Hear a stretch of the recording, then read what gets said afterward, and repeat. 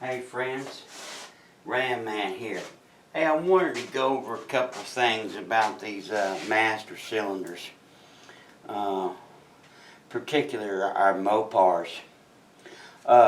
So, we've got one of mine here. We've got a client's here. He's got a '69 Charger. It's Ron Garcia. He's in West Palm Beach, Florida. Got him a '69 Charger, and so it's a disc brake car. Here's his tandem Bendix booster, really good shape, and of course these 68, 69, and 70 cars, the ones that had standard motor in them, non-Hemi of course, those cars came with 222 6821 master cylinder. This master cylinder is a right port master cylinder.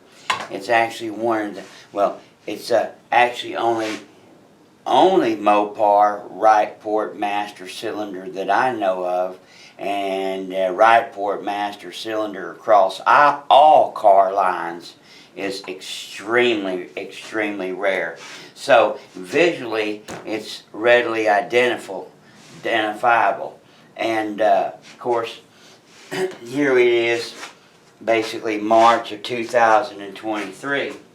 5 years ago, if you had told me that a Hemi master cylinder, which looks just exactly like this one except 5621 and the left-hand ports, if you'd told me that this master cylinder would be worth more than a Hemi master cylinder, I would have told you were smoking crack. But that is true. These 6821s are so rare now because they've been junked.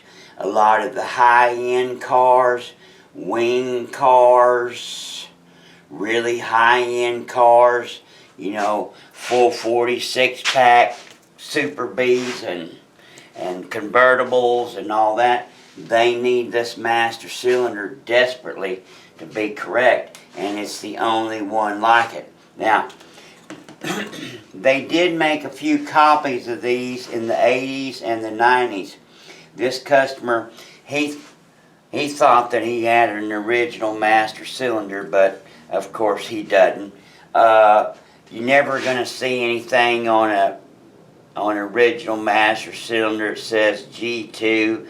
This was a pretty popular casting. Never going to see anything that says made in the USA.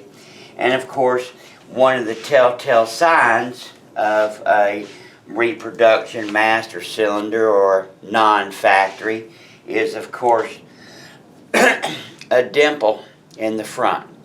Modern master cylinders basically are done in multi-turret lace, and this is basically how they're chucked up, and that's the live center, whereas back in the day these were all, the back was done, these were all bolted up into a fixture real quick and they were done that way. So that tells us. The other thing, this master cylinder, this customer sent this in and he told me and Kate both that it had been redone and it had been sleeved and yada yada yada. Well, come to find out, that's not true. Basically nothing's been done to this master cylinder, and so we're getting ready to send it back to him. He told me that it was sleeved, so we were only charging him to recup his pistons. Here's his old cups. Got your pumping cups and your wiping cups. That's your master cylinder cups. And of course, you guys may not be able to see it, but there's a little bit of pitting going on in the bottom of that bad boy. Let's see here. So, a hydraulic cylinder, by definition, needs to have a smooth bore Can you see some of that pitting going on? Yeah. And the probability of it not sealing 100% is very much there. But we'll recup it, and we'll put it back together, and maybe he can use it as a secondary. I think he told Kate that he's acquired a 6821, a real one, and he'll be sending it in to get done right. So if that's what he believed, he got sold a bill of goods. The other thing that's troubling about this master cylinder is this is one of the cheaper styles. Remember, on these original master cylinders, this drum brake port is machined, well, both of them are machined for these residual pressure valves, which sit directly behind the brass seat. These residual pressure valves, just like on this original master cylinder here. And of course, that does several things. Keeps a couple pounds of pressure on that drum brake circuit, so it's ready to react a little bit faster. They also found back in the old days that sometimes those wheel cylinders, when you let off the brakes and those big heavy springs slam those shoes back, that every now and then wheel cylinders could ingest a little bit of air, bubbles. So if the system common sense tells you that if there's 1 or 2 pounds of pressure above atmospheric, then you know you're not going to get anything in there, and it'll be ready to react a little bit faster.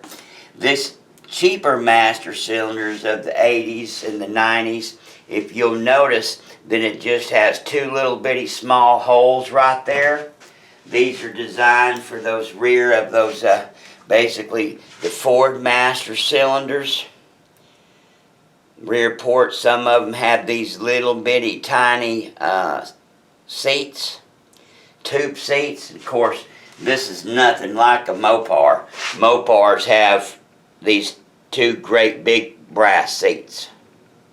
So this is kind of some gimme stuff. So on top of it not being redone and not having a sleeve in it, like a beautiful brass sleeve, that's why we spend so much time and money. And of course, you know, that brass is never gonna pit. It's not gonna give like this just old cast iron. So on top of that, it has no provision for residual pressure valve. So that tells me that the drum brake circuit on his car has not been functioning correctly, or not been functioning to the best of its ability, right? Because, well, like my daddy used to say,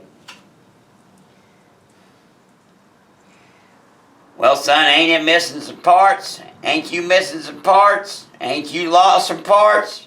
You think it's going to work correctly? Probably not. Ah, yeah, it will. Them's extra parts, Dad.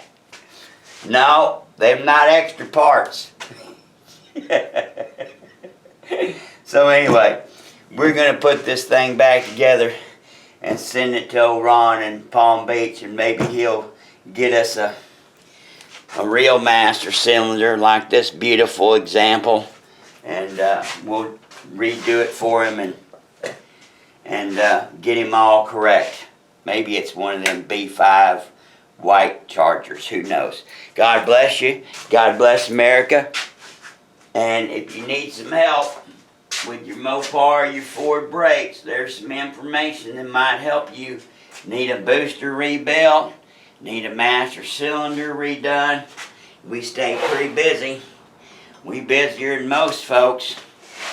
Right here, here's a Hemi 9191 that needs to go together for a client. Oh shit. I'm getting a little behind. Here's another one.